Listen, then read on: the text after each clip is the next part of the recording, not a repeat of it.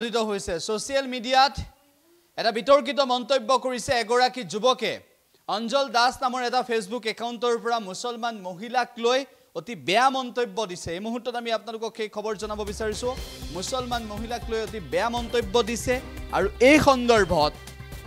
মুছলমান মহিলাক লৈ বেয়া মন্তব্য দিয়া সেই অঞ্জল দাস নামৰ ফেসবুকৰ সেই একাউণ্টক লৈ আৰক্ষীক তদন্ত কৰিবলৈ ব্যৱস্থা ল'বলৈ উজনি অসম থলুৱা মুছলিম পৰিষদে দাবী উত্থাপন কৰিছে মানে বেয়া কথা কৈছে এই মুহূৰ্তত কবলৈ লাজ লগা অত্যন্ত ভয়ংকৰ ঘটনা এটা সংঘটিত কৰিছে উল্লেখ্য যে মুছলমান মহিলাক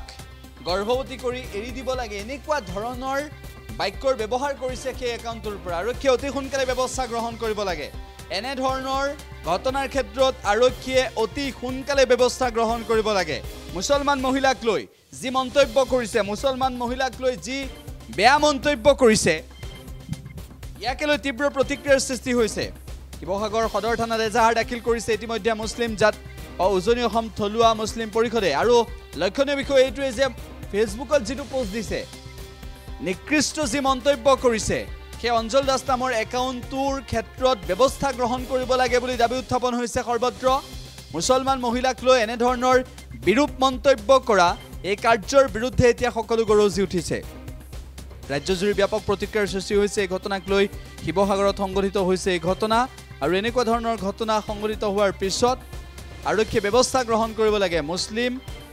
পৰিষদে উজনি অসম থলুৱা মুছলিম পৰিষদে এই সন্দৰ্ভত এজাহাৰ দাখিল কৰিছে ব্যৱস্থা গ্ৰহণৰ দাবী উত্থাপন কৰিছে আৰু ব্যৱস্থা ল'বলৈ দাবী উত্থাপন কৰিছে আমি এই মুহূৰ্তত আপোনালোকক জনাইছো ফেসবুকত নিকৃষ্ট মন্তব্য কৰিছে এটা একাউণ্টৰ পৰা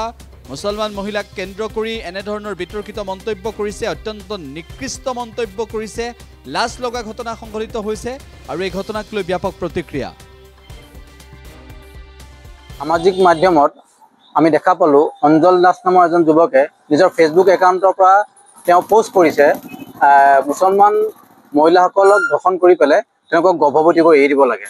আৰু সকলো অসমীয়াই তেওঁক সমৰ্থন কৰিব লাগে বুলি এটা পোষ্ট কৰিছে আৰু এজন যুৱকে ফটো লগাই পেলাই তেওঁ পোষ্ট কৰিছে একদম নিলজ্জ আৰু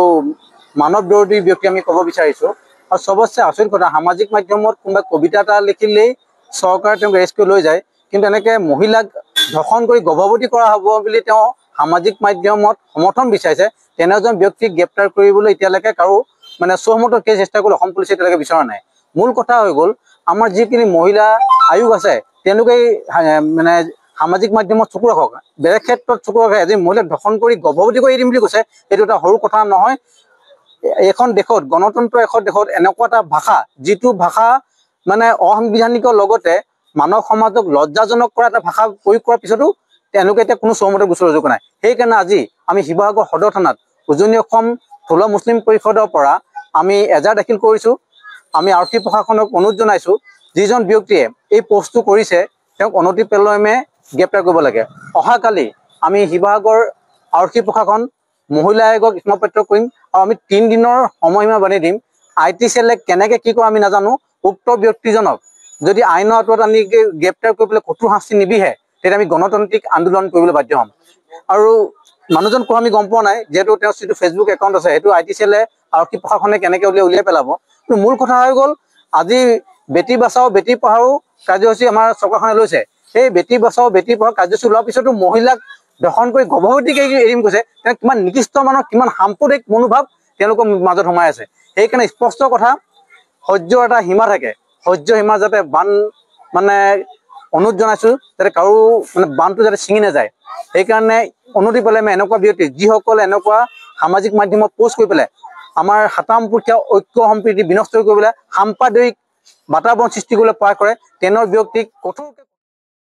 যিকোনো খবৰৰ বাবে যোগাযোগ কৰক 7099017330 লগতে 7099017110 নম্বৰত